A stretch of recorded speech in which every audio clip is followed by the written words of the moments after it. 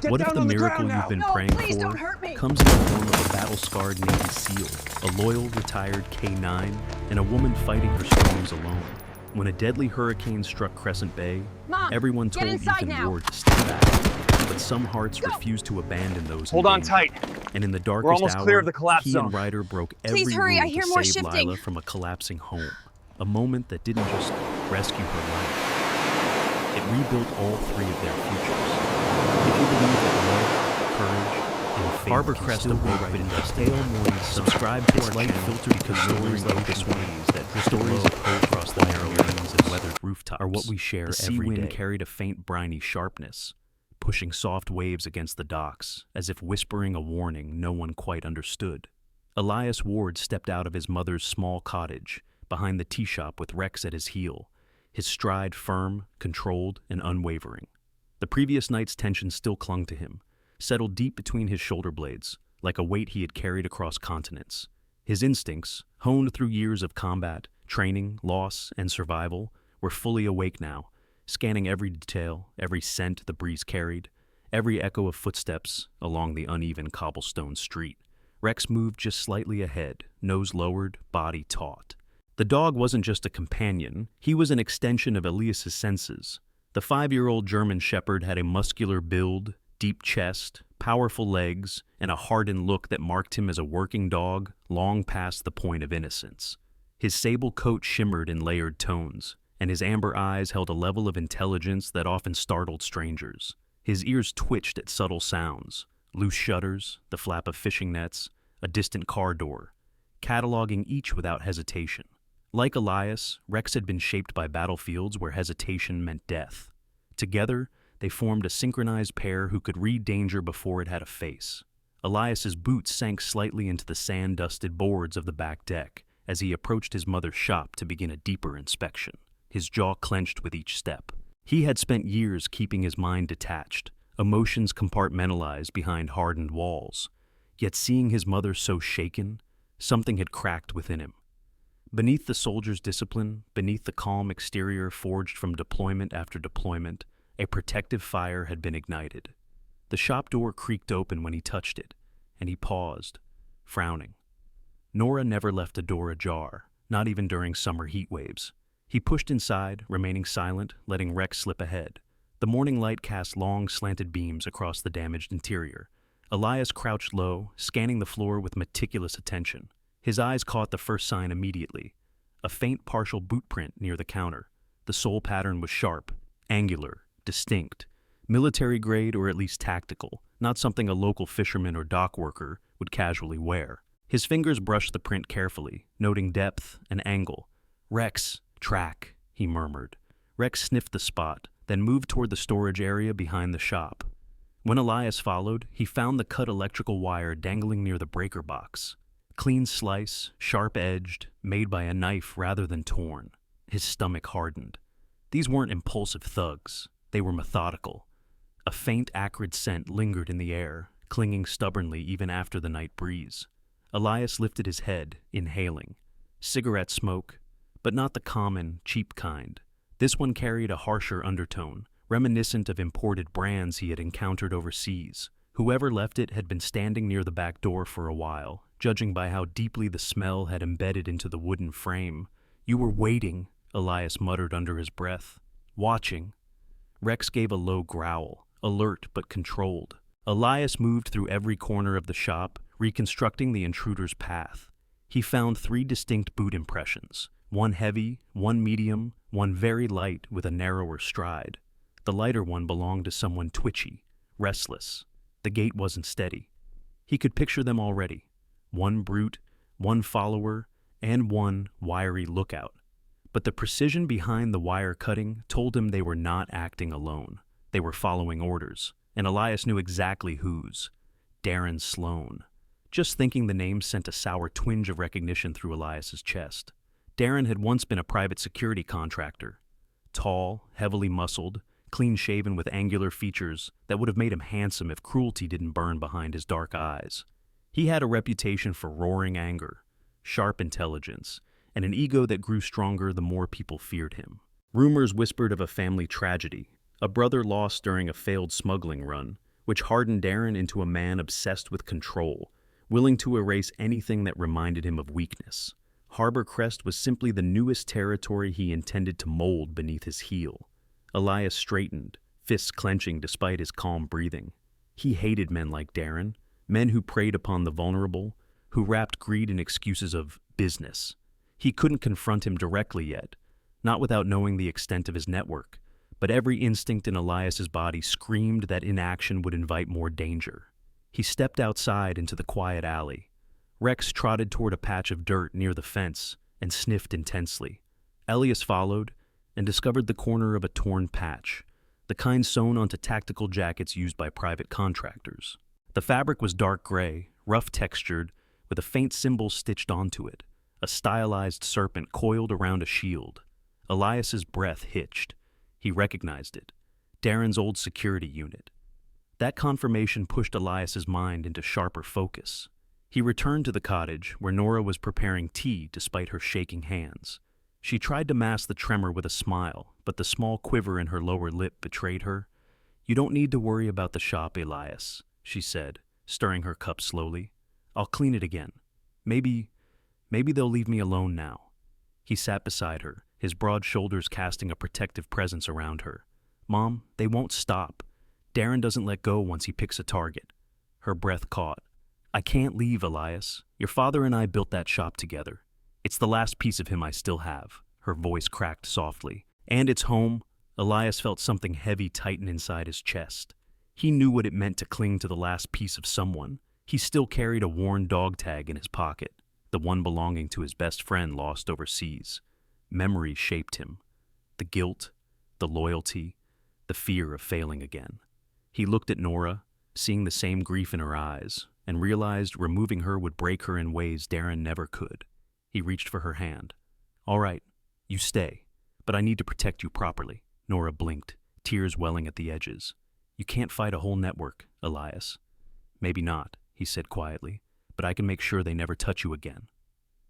Later that morning, Elias visited the main street of Harbor Crest. The town was waking up. Fishermen unloading nets, tourists wandering past painted storefronts, and older residents sweeping porches. Yet beneath the quaint surface, Elias sensed tension, eyes that darted away when topics drifted too close to Sloan, shoulders that stiffened at the mention of fees. Fear walked these streets long before he returned. He stepped into Marlowe's bakery, where the warm scent of cinnamon and fresh bread temporarily eased his mood. The shop owner, Claire Marlowe, stood behind the counter arranging pastries. She was in her mid-40s, tall and slender, with expressive brown eyes framed by faint crow's feet. Her dark, wavy hair was tied into a loose ponytail, and flour dusted the side of her olive-toned cheek. She had always been known for her kindness, but today her posture was tense, shoulders raised, gaze flickering toward the door, as if expecting trouble. "Elias?" she said with surprise. "You're back," he nodded. "Just got in yesterday." Claire wiped her hands on her apron. "I heard what happened to your mother's shop. I'm so sorry." Her voice held genuine empathy, tinged with fear. "They came here too, 2 weeks ago, wanted money." She swallowed hard. "I paid."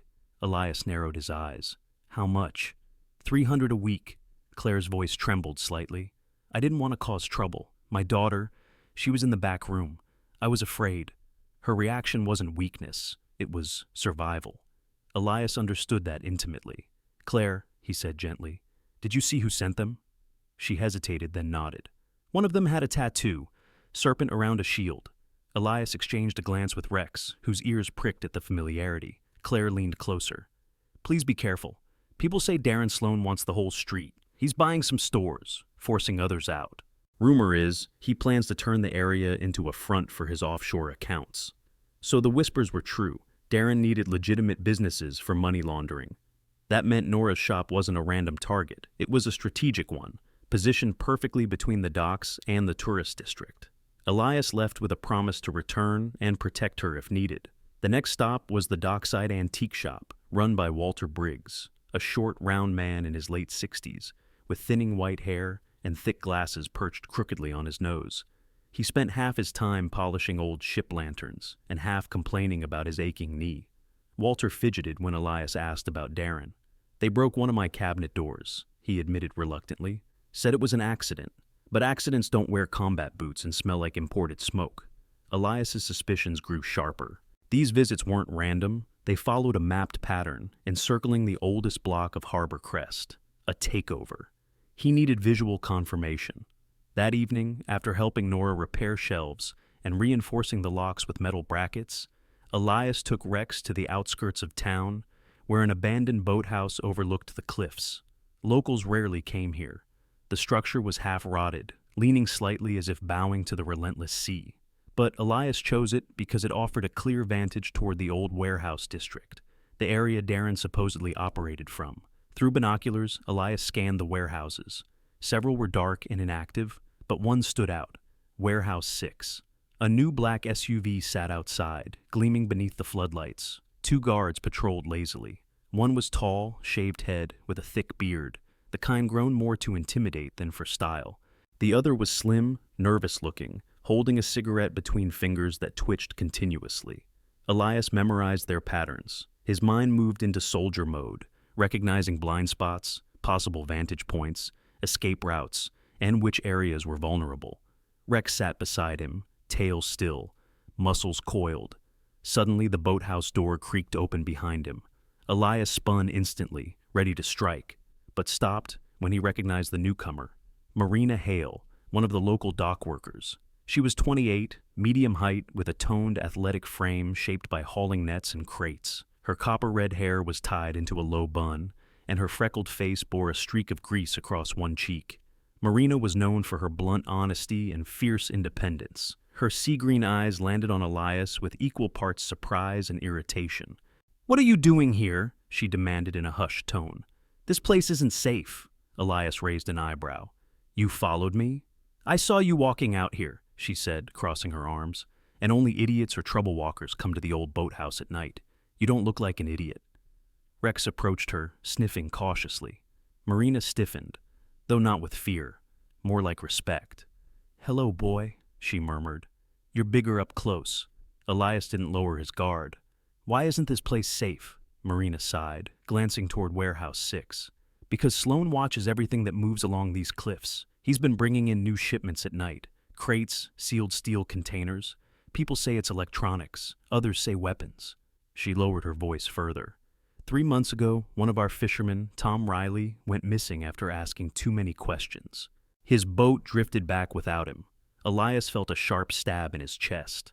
A man losing his life for defending his community resonated too deeply with scars he carried from deployment. Marina's words sharpened his resolve. She stepped closer. "I don't know what you're planning, Elias, but if you go up against Sloan, you better have a damn good reason." He glanced at the darkening horizon, then back at her. "I do." Marina exhaled slowly, nodding. "Then be careful. The town needs people who aren't afraid of him." She paused. "And Elias, your mother deserves safety." He watched Marina leave, her steps quiet yet determined. When she disappeared into the mist, Elias turned back to the warehouse. Rex rested his head against Elias's thigh, grounding him. "We'll protect her," Elias whispered, "whatever it takes." Night deepened. The lighthouse beams swept in slow arcs over the water, illuminating Elias's silhouette as he finally stood, storing away every detail he had gathered. The first clues were in hand. Sloan's web was real, its threads woven tightly through Harbor Crest. But Elias had faced far more intricate threats in the past, and this time, the battlefield was home. As he walked back through the silent streets with Rex trotting beside him, Elias felt no fear, only determination. Every scent, footprint, and whisper had brought him closer to the truth, and he would follow the trail until there was nothing left for Sloan to hide behind. Tonight, the first step had been taken, and war, quiet, unseen, but certain, had begun.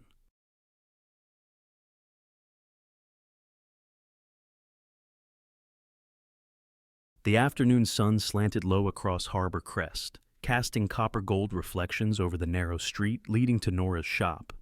The light felt warm, gentle, almost peaceful, yet beneath it, tension curled like a tightening wire. Elias Ward sensed it the moment he stepped onto the front porch. The breeze was too still, the seagulls too quiet. Even Rex, usually steady and controlled, lifted his head and sniffed the air with a sharper edge. The dog's stance lowered just slightly, weight shifting onto powerful hind legs, ears rigid, tail motionless. Something was coming. Elias didn't need long to guess what it was. He had spent the earlier part of the day reinforcing the back door, adding metal plates behind the wooden frame, securing new bolts, and repositioning the shelving to create visibility through the shop. He had learned long ago that preparation was the difference between surviving an ambush and becoming its casualty. His movements had been quiet but purposeful, his mind moving through potential outcomes like a soldier mapping terrain. Every instinct told him that Darren Sloan would not let the previous night go unanswered. Not after his men returned empty-handed. Not after they were humiliated.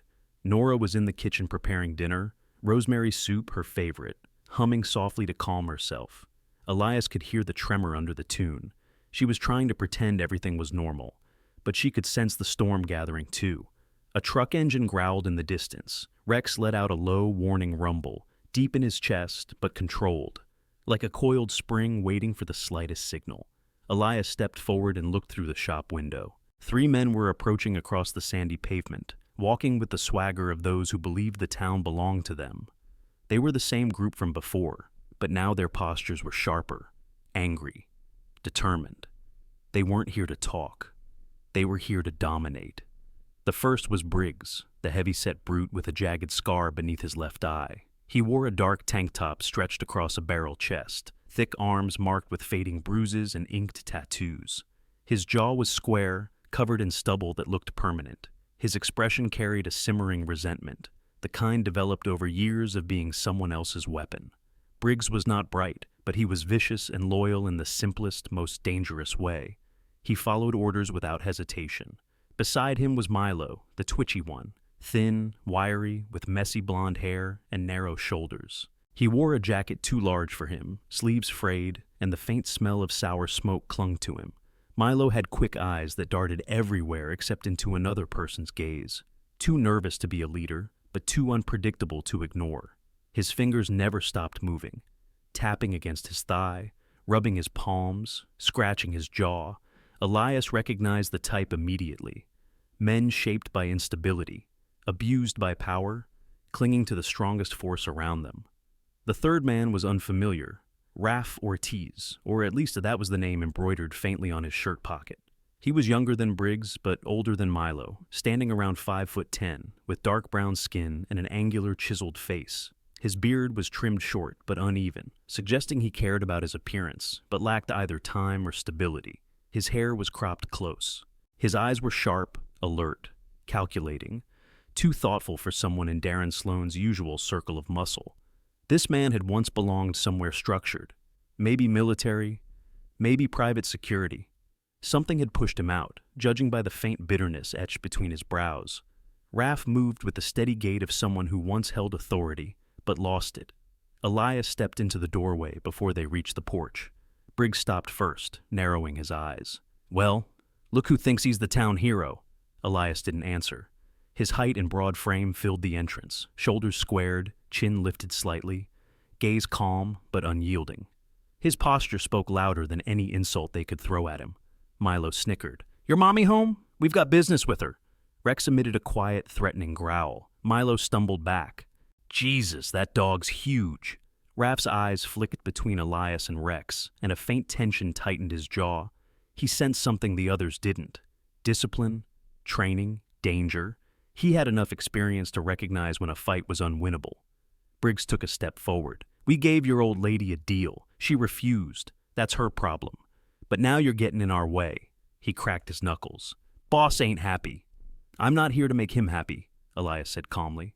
Briggs spat on the ground. "Move." "No." For a moment, silence stretched across the dusty street. Then Milo, jittery and eager to impress, lunged forward with a switchblade flashing from his hand. Elias reacted before conscious thought engaged. His body moved in a fluid, precise motion, shaped by years of combat training. He sidestepped, grabbed Milo's wrist, twisted sharply until the bone popped, and the blade clattered onto the porch. Milo screamed in high-pitched pain, his knees buckling, eyes wide with shock. Rex surged forward, intercepting the man behind Milo, Raph, who had reached for a gun tucked beneath his shirt. With a single explosive leap, Rex clamped his jaws around Raph's forearm so quickly that Raph didn't even have time to scream before the firearm dropped to the wooden floorboards. Briggs roared and charged like a bull. Elias turned just as Briggs barreled toward him. The big man swung a wild, heavy punch aimed at Elias's jaw. Elias ducked and delivered a sharp elbow to Briggs's ribs, followed by a precise palm strike under the chin. Briggs stumbled back but regained balance. He was built like stone, thick-necked and fueled by fury. He lunged again, this time with more force. Elias's training took over. He planted his feet, deflected Briggs's arm, and slammed his knee into Briggs's thigh. The larger man grunted but didn't fall. He swung once more. Elias dodged, pivoted behind him, and hooked his arm around Briggs's throat, applying pressure but not enough to choke, just to immobilize. "Enough!" Elias growled. Briggs thrashed, rage filling his scarred features. "You're dead, you hear me? Sloane'll skin you alive." Elias tightened the hold just enough to send a message. Briggs wheezed, his breath choked off. Behind them, Milo was clutching his broken wrist in horror, and Raph stood stiffly, one knee on the ground, Rex looming above him with controlled menace. Raph didn't move, didn't fight. His jaw clenched, but his eyes held something Elias didn't expect. Conflict, not cruelty. Elias pushed Briggs away, forcing him to stagger back with a heavy thud. "Tell Sloane," Elias said, voice cold and steady. "He won't touch this shop, or this town. And if he sends anyone again, they won't walk back." Briggs wiped blood from his lip, hatred blazing in his eyes. Milo scrambled to his feet, trembling. Raph slowly rose, watching Elias with an unreadable expression. Then Briggs spat at the ground again. "This isn't over." "I know," Elias replied. The men retreated, backing away from Elias and Rex, who remained poised and alert. When they reached the truck, Briggs shouted one last promise of retribution before slamming the door and speeding off. Rex relaxed, only when Elias gave a short hand signal. The dog sat beside him, chest rising steadily, eyes bright with readiness. Nora rushed to the doorway, apron still dusted with flour, panic etched across her face. "Elias! Did they—" "I'm fine," he said quickly, his voice softening as he guided her back inside. "It's all right, Mom. They won't try anything tonight." But he knew better. Darren Sloane wouldn't tolerate embarrassment, and now Elias had delivered it directly to his doorstep. Later that evening, after Nora had calmed and gone to rest, Elias pulled a worn contacts notebook from his duffel bag. Only one name mattered now: Marcus Hale, an old friend from the Coast Guard. Strong jaw, olive-toned skin, square shoulders, and dark hair cut close. Marcus was the type who carried responsibility in his eyes. Loyal, fearless, shaped by years of rescue missions where lives hung in the balance. He had once saved Elias from drowning when their teams trained together in freezing waters. Their bond had been forged in survival. Elias dialed the number. Marcus answered on the second ring, breathless. "Ward, haven't heard from you in months. You alive?" "Something's happening in Harbor Crest," Elias said. "I need eyes on warehouse activity. Movements in and out, especially connected to Darren Sloane." Marcus swore softly. "I've heard that name. Coast Guard intel flagged some suspicious shipments tied to him. What happened?" "They came from my mother?" Silence. Then Marcus's tone hardened. "Say no more. Send me coordinates. I'll start running surveillance tonight." Elias felt a faint weight lift from his shoulders. Marcus wasn't just reliable, he was relentless. If Sloane moved anything along the coast, Marcus would know. After ending the call, Elias sat on the porch steps with Rex resting beside him. The horizon glowed faintly with the last remnants of sunset, a thin shimmering line above darkening waves. "First clash is over," Elias murmured. "But the real fight is coming." Rex leaned against him, offering silent solidarity. Elias didn't fear the battle to come. What he feared was what would happen if he wasn't ready. And he knew Sloane would return, stronger, angrier, and far more dangerous. The night settled around them as Harbor Crest prepared unknowingly for the storm that would soon descend. The moon hung low over Harbor Crest, casting a pale, icy blue sheen across the rooftops and the restless tide below. Tonight, the sea seemed to hold its breath, as if aware that something violent and inevitable was about to unfold on the quiet slope overlooking Nora's tea shop and cottage. Elias Ward sensed that stillness as he finished securing the final lock on the cellar door. Rex stood beside him, chest rising steadily, ears pricked forward in sharp alertness. The 5-year-old German shepherd had remained tense since dusk, pacing the house, sniffing at the windows, growling at subtle shifts in the wind. Instincts honed from years of service warned him that danger was drawing close. Elias placed a reassuring hand on Rex's flank, feeling the powerful muscles coiled beneath the sable coat. "Easy, boy," he whispered, though his own pulse had begun to thrum harder beneath the calm surface he projected. He had been preparing for this moment all day, setting traps, tightening defenses, studying the terrain around the house like a battlefield. Tonight, Sloane would come. Tonight, things would break. He climbed the narrow stairway back into the living room. Nora stood near the sofa, clutching the edge of her shawl. Her silver hair trembled faintly along her shoulders. "Elias," she whispered, voice tight, "are you sure this is necessary?" He stepped toward her, placing both hands gently on her thin shoulders. Even in fear, she radiated warmth, the kind only people who spent a lifetime caring for others possessed. "Mom," he said softly, but with unwavering conviction, "they're coming because they think we're alone and unprotected. But we're not. I'm here. Rex is here. And you'll be safe because of it." Tears gathered at the edges of her hazel eyes. "I don't want you hurt, Elias. They're not like the boys who came before. People say Darren. He's ruthless." Elias allowed himself one brief small smile, worn but reassuring. "Mom, I've dealt with men worse than him. What matters is that you stay in the safe room, no matter what you hear, no matter what happens." He guided her down the cellar steps to the reinforced safe room he had built years ago while on leave. The door was thick steel wrapped in fire-resistant paneling, the interior lined with emergency supplies. A small radio receiver hummed softly on the wall. He locked her in gently. Her trembling hand pressed once against the cold metal on the opposite side, and Elias rested his palm on it in silent promise. "Stay put. I'll get you when it's over." Her soft reply broke his heart. "Be careful, my son." When the lock clicked, Elias inhaled slowly, letting the soldier take over. The weight of emotion slid behind a wall where it would not interfere. He moved upstairs again where Rex waited, tail rigid, eyes intense. "Let's get ready." Elias turned off every light in the house, plunging the interior into darkness illuminated only by moonlight streaking through the windows. Outside, mist rolled in from the sea, hugging the ground and warping the edges of shadows, the perfect cover for predators and for hunters. He placed metal cups, broken glass, and a thin tension wire connected to a row of bells along the hallway floor. Primitive but effective alarms. Rex's hearing and sense of smell would do the rest. At the back entrance, Elias removed a loose floorboard, exposing a narrow crawl space where he could move unseen if needed.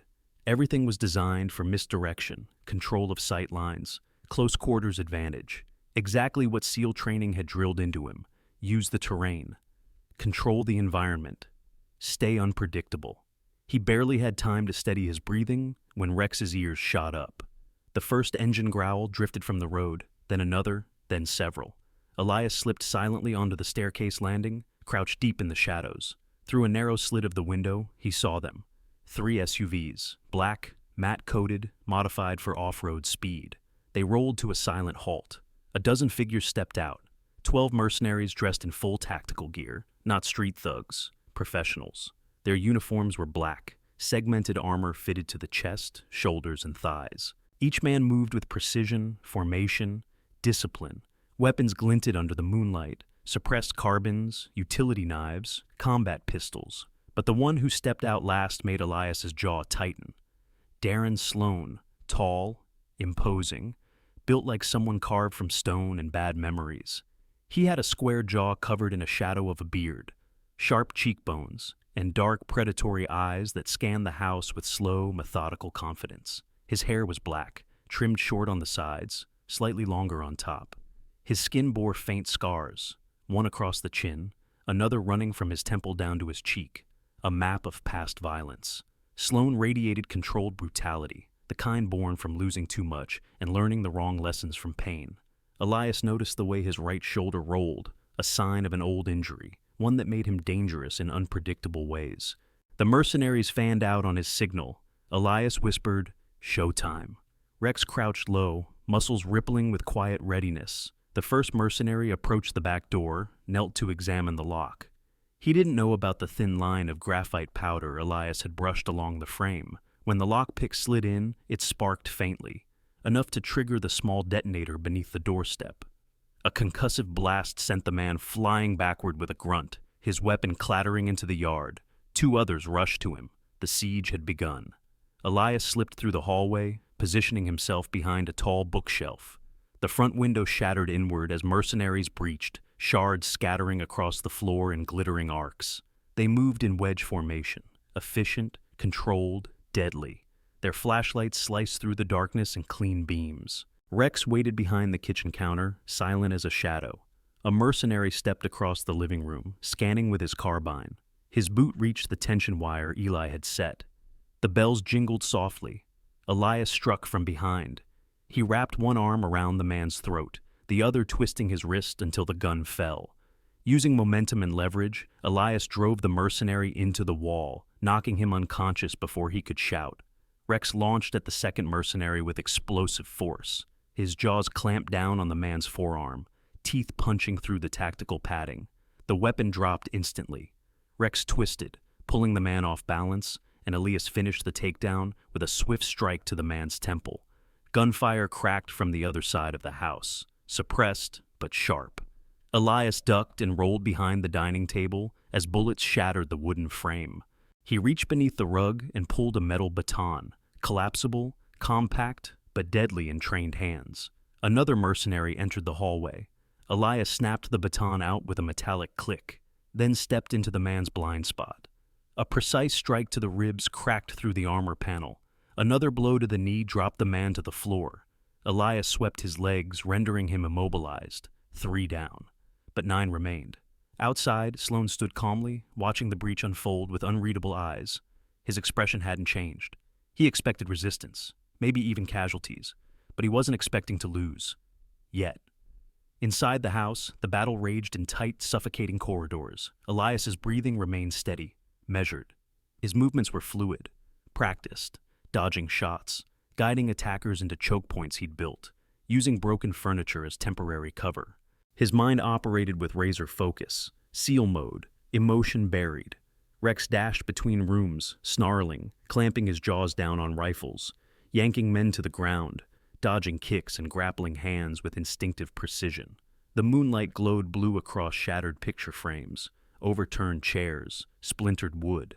At one point, Elias slid beneath a swinging blade and slammed his elbow into the attacker's throat. Another mercenary charged through the doorway only for Elias to pull a wire, sending a loaded shelf crashing down on him. It wasn't elegant, but it was effective. 5 more men down, but the remaining 4 were smarter, more seasoned. They worked in pairs, flanking through the dining room, firing suppressive bursts to limit Elias's movement. He dove behind the kitchen island as bullets tore through the cabinets. Rex barked, short, sharp warning. Elias peeked and saw one mercenary pulling out a grenade-like device. Flashbang. Elias hissed, "Rex, down!" He closed his eyes just as the device detonated with a blinding flash and concussive shock. Even through closed lids, light seared his vision. His ears rang, the world muffled, but he moved anyway. Through the disorientation, Elias lunged forward, tackling the closest mercenary by driving a shoulder into his ribs. The second mercenary recovered faster and swung the butt of his rifle, but Rex barreled into him, knocking him off balance. The man crashed into a glass cabinet, shattering it. Elias disarmed the first fighter and used the man's own weight to throw him across the counter. A swift punch ended the fight. 2 more. A mercenary tried flanking through the hallway, but Elias's trap, marbles hidden under a dark rug, sent him slipping, crashing hard. Elias incapacitated him before he could stand. Only one remained inside. He was tall, broad-chested, with a thick beard and a cold, focused look. His gear was more advanced, a team leader. Elias could tell instantly. Unlike the others, this man wasn't reckless. He was trained. They circled each other in the living room, moonlight casting long shadows across the broken furniture. The man lunged with disciplined speed, rifle aimed low. Elias deflected, twisted the weapon out of reach, rammed his knee into the man's stomach, then struck his jaw with enough force to drop him. Silence. The house was wrecked, but alive, breathing in the aftermath of violence. Elias exhaled slowly. until Rex barked sharply toward the back door. A lone figure approached through the mist. Darren Sloan. He carried no gun, just a combat knife. He stepped onto the rocky slope behind the house, where moonlight shimmered across jagged stones and distant lighthouse beams painted the sea in ghostly blue. Elias followed with controlled steps. Sloan smiled faintly, cruelly. "You're good. Better than I expected." Elias didn't answer. Sloan rolled his shoulder, an old injury twitching. "Let's see if you're good without your tricks." Then he attacked. He moved with brutal efficiency, fast for his size, strikes heavy with intent to kill. Elias blocked the first knife swing, twisted away from the second, felt the blade graze his forearm. Pain flared, but he ignored it. He countered with a sharp elbow to Sloan's jaw. Sloan grunted, but recovered instantly, swiping low at Elias's ribs. They exchanged blows beneath the shining beam of the lighthouse, fists cracking against bone, boots scraping against stone. The ocean roared below as if cheering their violence. Sloan's brutality met Elias's precision. At last, Elias caught Sloan's wrist, twisted sharply until the knife fell. Sloan roared and lunged, but Elias sidestepped, grabbed his jacket, and slammed him against a boulder. Sloan punched blindly, but Elias drove his knee into Sloan's chest, forcing the air out of him. Finally, he struck Sloan across the jaw, once, twice, until the man collapsed on the rocks, defeated. Breathing hard, Elias stared down at the man who threatened his mother, his town. "It's over," he said coldly. Sloan spat blood. "You think this ends with me? You have no idea." But Elias stepped back, whistled for Rex, and walked away. Tonight the siege had failed, but the war was far from finished. The first thin ribbon of dawn stretched across Harbor Crest like a soft blessing, tinting the horizon gold as the night's violence ebbed into memory. The blue moon had sunk into the sea's depths, and in its place came sunlight, warm, cleansing, and patient. Smoke still rose from the broken windows of Nora's shop and cottage, curling upward into the pale sky. But the air carried something new now, the promise of safety. For the first time in many years, Elias Ward allowed his shoulders to relax. He stood on the rocky slope behind the house, where he had defeated Darren Sloan only hours before. His knuckles were bruised, his forearm cut from the knife's graze, and his muscles throbbed with the dull ache of battle. But he stood tall, breathing deeply as the morning wind swept across his skin. He was exhausted, but alive. And so was the one person who mattered most. Rex trotted up beside him, tail low but wagging slowly. Ash clung to his sable coat, and a thin scratch marked the side of his muzzle, but his eyes were bright, alert, intelligent, loyal. "You did good, boy," Elias murmured, resting a hand on the dog's powerful shoulders. "You did more than good. You saved us." Rex pressed his head against Elias's thigh, releasing a low, proud rumble. Moments later, the distant wail of sirens grew closer, multiple vehicles approaching fast. Elias turned, spotting the flashing blue and red lights snaking through the streets below. The Coast Guard trucks were first, followed by Harbor Crest's small but dedicated police force. They surged into the neighborhood with controlled precision, forming barricades, securing the area, and sweeping the property with weapons drawn. Among them stepped a woman Elias had not seen in years, Commander Harper Lane of the U.S. Coast Guard. She was in her early 40s, tall and athletic, with sharp sea-gray eyes framed by ash-blonde hair tied back in a tight bun. Her skin was tanned from years of ocean patrols, her features angular, clean, and unreadable under stress. Harper carried herself with the unshakable discipline of someone forged in storms, oceanic and emotional. She approached with firm strides. "Ward," she called, her voice strong but edged with concern. Elias straightened, giving a small nod. "Commander Lane, didn't expect you to come in person." "I didn't expect to receive a distress call about a 12-man mercenary squad attacking a retired woman's tea shop," she replied. She scanned him quickly, assessing injuries, posture, mental state, old habits. "And you.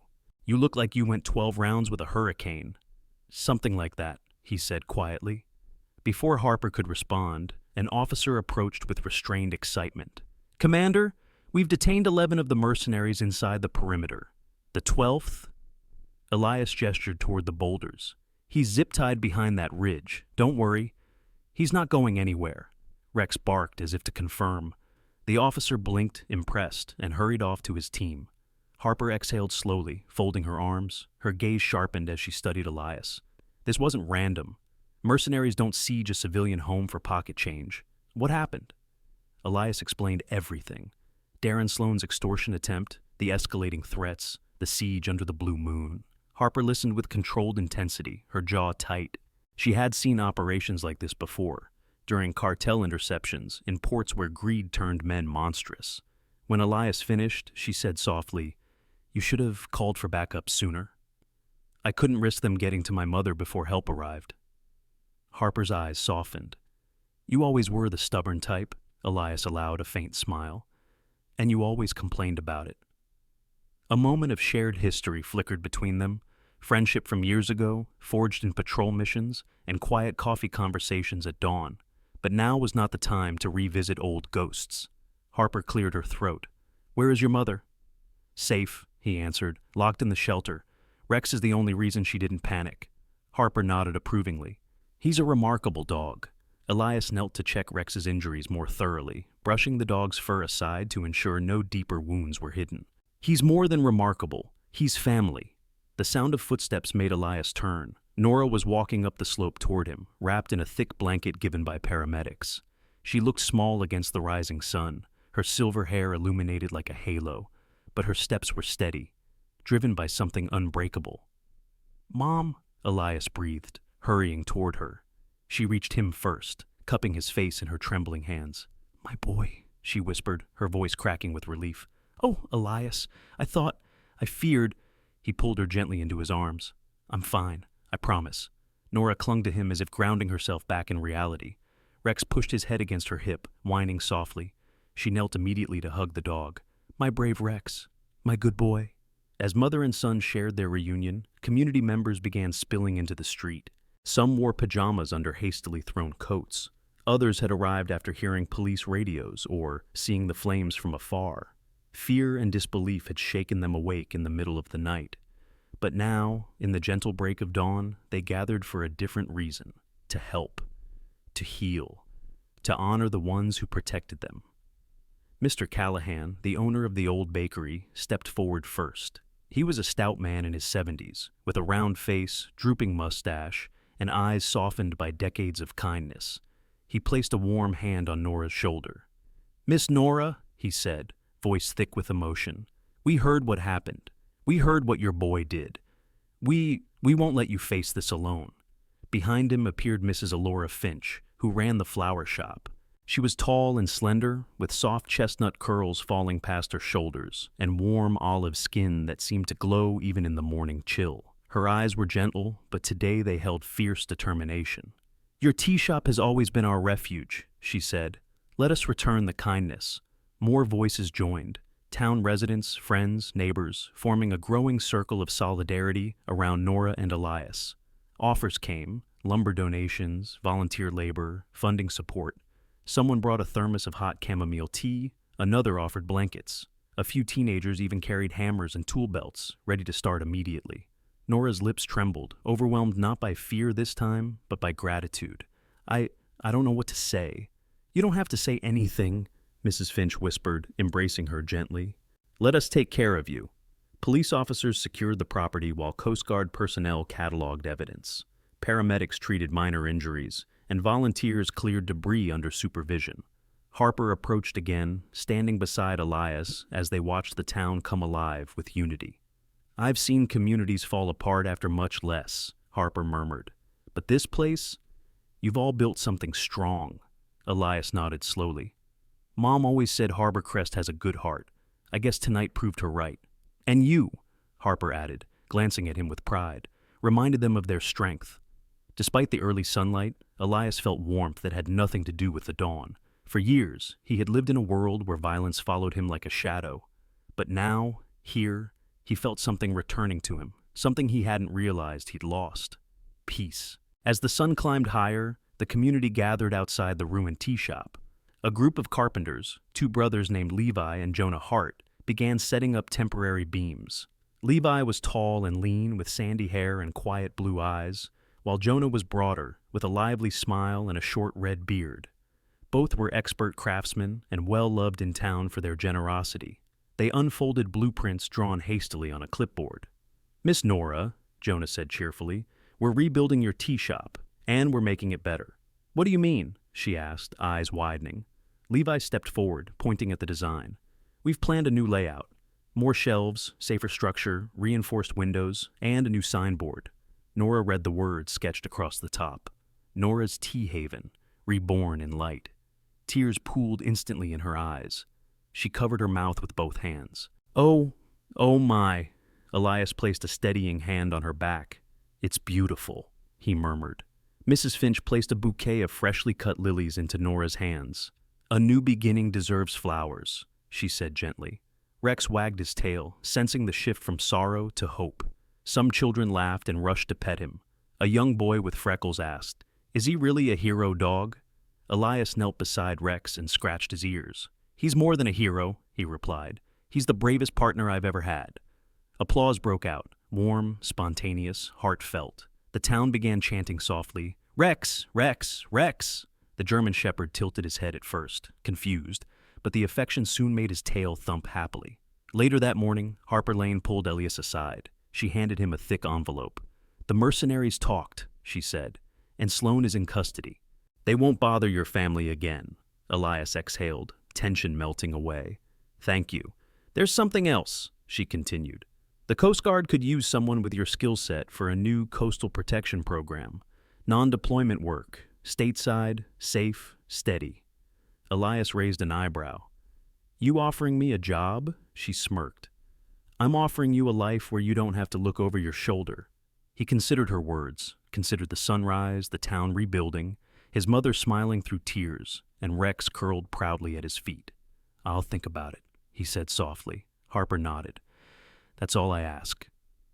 By noon, the skeletal frame of the new tea shop stood tall against the sky. Nora walked up the wooden steps and touched the doorway that would soon welcome customers again. Elias joined her, standing beside her on the threshold. For a moment, neither spoke. The wind rustled gently through the new beams. Seagulls cried overhead.